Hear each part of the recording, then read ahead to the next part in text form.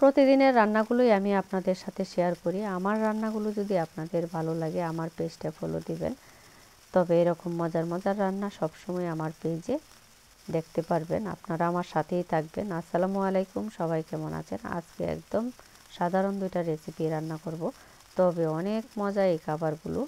আমরা তো সবসময় কচু শাক রান্না করি, ইলিশ মাছের মাথা, চিংড়ি মাছ এগুলো দিয়ে। আজকে আমি করব চিংড়ি মাছের শুটকি দিয়ে এই রেসিপিটা।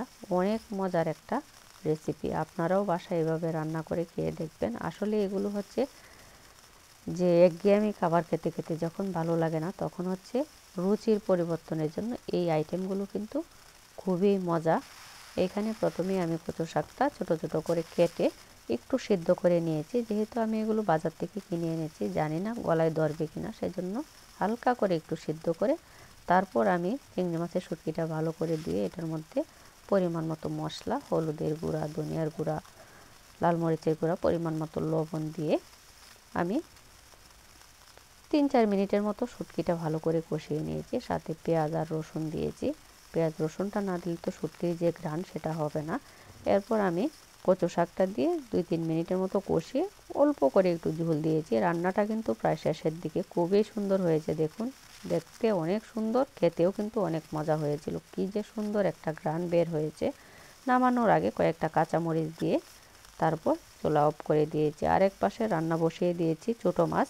এগুলো আমি বাড়ি থেকে আনা একদম বিলের তাজা মাছগুলো, ট্যাংরা, পাঁচমিশালি মাছ, এগুলো দিয়ে আজকে আরেকটা রেসিপি করব।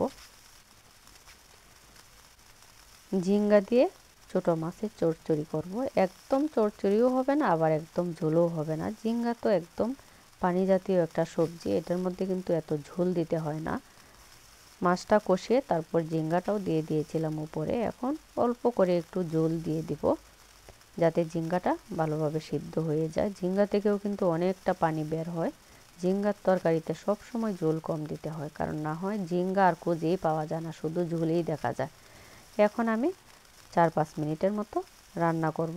এই তরকারিগুলো একদম সাধারণ, একদম ঝটপটভাবে রান্না হয়ে যায়, বসানোর সাথে সাথেই রান্না হয়ে যায়। দেখুন, জানালার ফাঁক দিয়ে রোদ এসেছে, একদম পাতিলের মধ্যে রোদটা পড়েছে, দেখতে কি যে ভালো লাগছে, মানে অন্যরকম। এখন কিন্তু শীত চলে যাচ্ছে, শীতকালে কিন্তু জানালার মধ্যে অনেক রোদ আসে আর ঘরটা একদম গরম গরম থাকে, খুব ভালো লাগে। আর এখনও তো শীত পুরোপুরি আসে নাই, তবে সকালের দিকে ভালোই একটু ঠান্ডা ঠান্ডা পড়ে। দেখুন তরকারিটা কি সুন্দর হয়েছে। আর ওই পাশে ইলিশ মাছ ভাজা করা হচ্ছে। আজকে একদম সাধারণ রেসিপি করেছি, তবে খেতে অনেক মজা হয়েছিল। সবাই একদম পেট ভরে ভাত খেয়েছে। আর এখানে হচ্ছে সবজি। আজকের ভিডিওটা কেমন লেগেছে অবশ্যই কমেন্ট করে জানাবেন। সবাই সবাইকে সাপোর্ট করবেন, দেখবেন ইনশাল্লাহ আমরা সব